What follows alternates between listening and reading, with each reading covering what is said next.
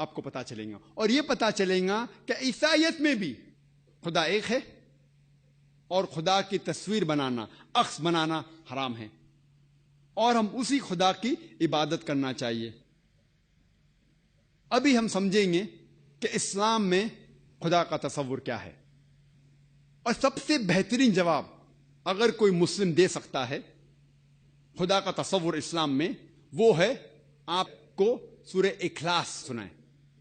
سورہ اخلاص قرآن مجید کی سورہ نمبر 112 ہے، آیت نمبر 1 سے 4، جہاں اللہ سبحانہ وتعالیٰ فرماتے قل هو اللہ احد، کہو کہ اللہ ایک ہے. اللہ الصمد، وہ اللہ جو بے نیاز ہے. لم یلد ولم یولد، وہ نہ کسی کو جنتا ہے نہ کسی سے جنا ہے. ولم یکن لہ کفوا احد، اس کے جیسا کوئی بھی نہیں ہے. یہ اللہ سبحانہ و تعالیٰ کی تعریف ہے 4 لائنوں میں. 4 لائن کی تعریف ہے اللہ تعالیٰ کی. اگر کوئی بھی انسان کہتا ہے کہ وہ شخص خدا ہے، اور اگر وہ شخص اس 4 لائن کی تعریف میں اترتا ہے، تو ہم مسلمانوں کو کوئی گلا شکوہ نہیں اسے خدا تسلیم کرنے میں. 4 لائن. پہلا ہے قل هو اللہ احد، کہو کہ خدا ایک ہے. دوسرا اللہ الصمد، اللہ جو بے نیاز ہے. لم یلد ولم یولد، وہ نہ کسی کو جنتا ہے نہ کسی سے جنا ہے. ولم یکن لہ کفوا احد، اس کے جیسا کوئی بھی نہیں ہے، اس کا ہمسر کوئی بھی نہیں ہے.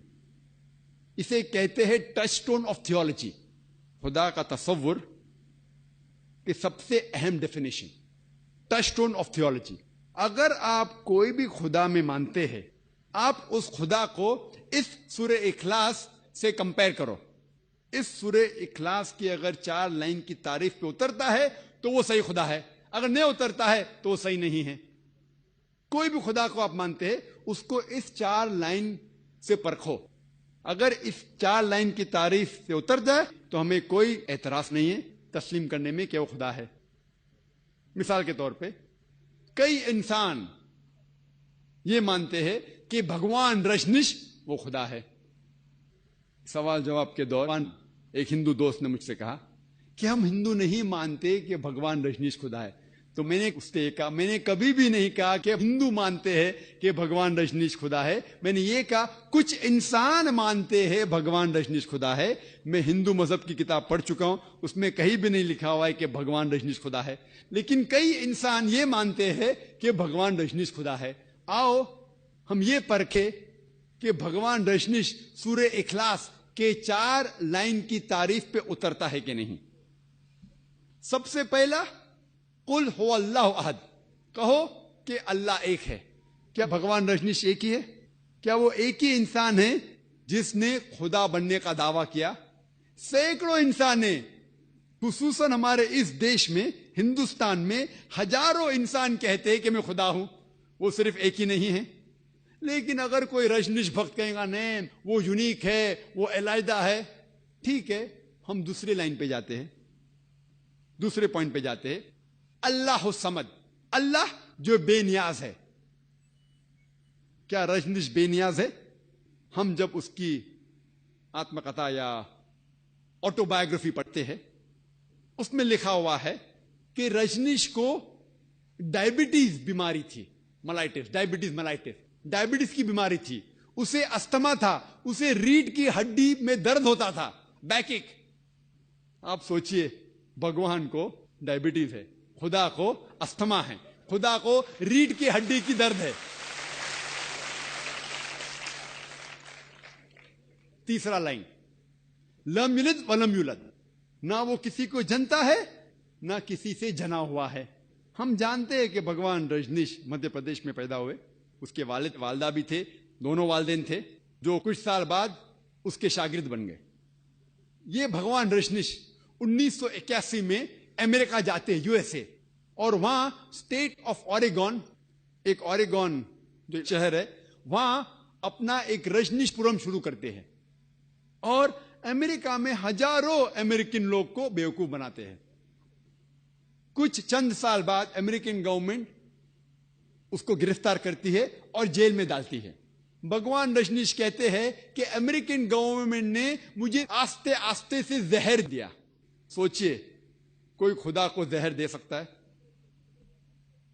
और 1985 में 1985 में अमेरिकन गवर्नमेंट उसको अमेरिका के बाहर निकाल देती है, लात मार के निकाल देती है। फिर से वो हिंदुस्तान में आता है और पूना शहर में अपना जो सेंटर था वहां जाता है, जिसे आज की तारीख में कहते हैं ओशो कम्यून।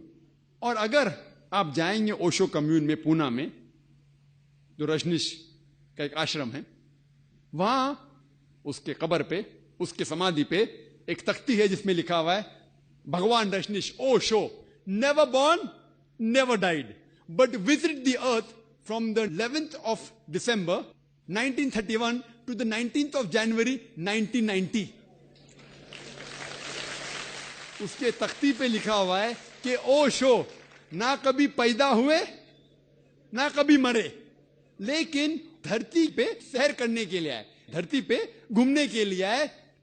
11 दिसंबर 1931 से लेके 19 जनवरी 1990 तक के। Never born never died but visit the earth from the 11th of December 1931 to the 19th of January 1990। उस तख्ती पे ये नहीं लिखा था कि भगवान रजनीश को 21 मुमालिक की वीजा नहीं मिली थी।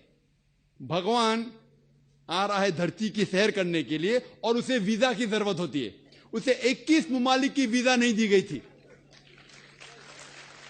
He was not given visas to 21 different countries of the world. Imagine Almighty God coming and he requires visa to visit different parts of the world. और आर्कबिशप ऑफ ग्रीस के पादरी ने कहा कि अगर आप रजनीश को इस देश से निकाल नहीं देंगे तो हम उसके घर और उसके चेलों के घर को जला देंगे। और जो आखिरी लाइन है वलम यकुल लहु कुफुवन अहद, उसके जैसा कोई भी नहीं है, उसका हमसर कोई भी नहीं है, ये तो सिर्फ सही खुदा के अलावा कोई भी नहीं पास कर सकता। आप अगर उस खुदा के मुकाबले में कुछ भी चीज इस दुनिया में मुकाबला कर सकते हैं तो वो खुदा ही नहीं है। हम जानते हैं कि रजनीश आम इंसान जैसे एक नाक थे, एक मुंह था, 2 आंख थे, 2 हाथ थे, सफेद दाढ़ी थी। अगर आप किसी के साथ खुदा का मुकाबला कर सके तो वो खुदा ही नहीं है। मिसाल के तौर पे अगर कोई शख्स कहता है कि खुदा 1000 गुना आर्नल्ड श्वार्ज़नेगर से ताकतवर है। आर्नल्ड श्वार्ज़नेगर का नाम सुने होंगे आपने। आर्नल्ड श्वार्ज़नेगर जिसको लक़ब मिला है मिस्टर यूनिवर्स, सारे जहां में सबसे ताकतवर इंसान, उसको टाइटल मिला था सबसे ताकतवर इंसान आर्नल्ड श्वार्ज़नेगर। अगर कोई शख्स कहता है कि खुदा 1000 गुना आर्नल्ड श्वार्ज़नेगर से ज्यादा ताकतवर है, आप अगर खुदा का मुकाबला किसी से भी कर सके, किससे भी करते हैं, चाहे वो आर्नल्ड श्वार्ज़नेगर हो, चाहे वो दारा सिंह हो, या चाहे किंग कॉन्ग हो, चाहे 1000 गुना हो, लाख गुना हो या करोड़ गुना हो, अगर आप खुदा का मुकाबला किससे भी कर सके इस दुनिया में, उसका हमसर कुछ भी है, किससे भी आप कंपेयर कर सके तो वो खुदा ही नहीं।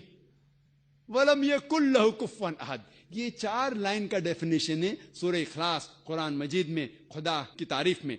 अगर कोई भी शख्स कहता है कि ये खुदा है, कोई भी इंसान कहता है कि ये खुदा है, अगर उस 4 लाइन की तारीफ में उतरता है तो हमें उसे तस्लीम करना चाहिए कि वो सही खुदा है।